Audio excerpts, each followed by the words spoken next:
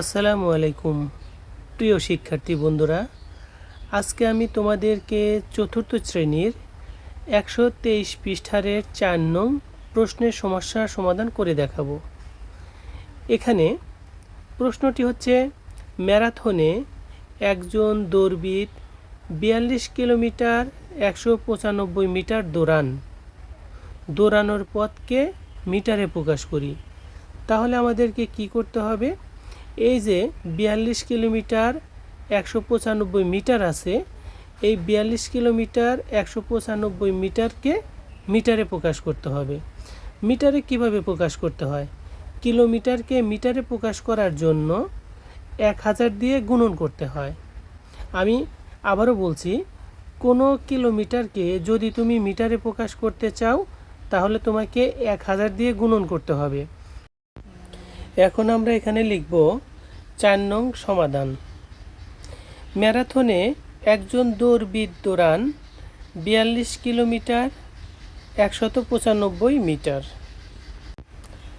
এখন আমরা কি করব? এই 42 কিলোমিটারকে 1000 দিয়ে গুণন করব। 42 কিলোমিটারকে যদি আমরা 1000 দিয়ে গুণন করি তাহলে 42 কিলোমিটার আর কিলোমিটার থাকবে না। এই 42 কিলোমিটার 1000 দিয়ে গুণন করলে সেটা মিটার হয়ে যাবে।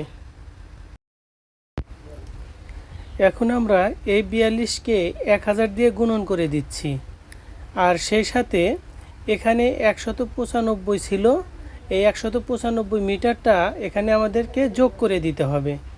এখানে 42 গুণন 1000 মিটার আর সেই সাথে 195 মিটার। এখন আমরা এই 42-এর সাথে 1000 গুণন করলে কত ফল পাবো?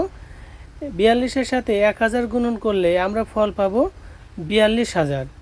এই 42000 মিটার আর সেই সাথে যোগ করব হচ্ছে 195 মিটার।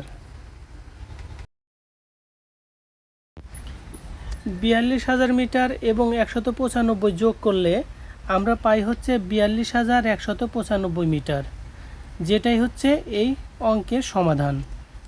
এখানে আমরা উত্তর লিখে অঙ্কটাকে শেষ করে দেব।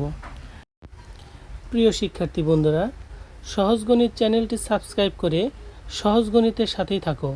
ইনশাআল্লাহ অবশ্যই উপকৃত হবে। ধন্যবাদ।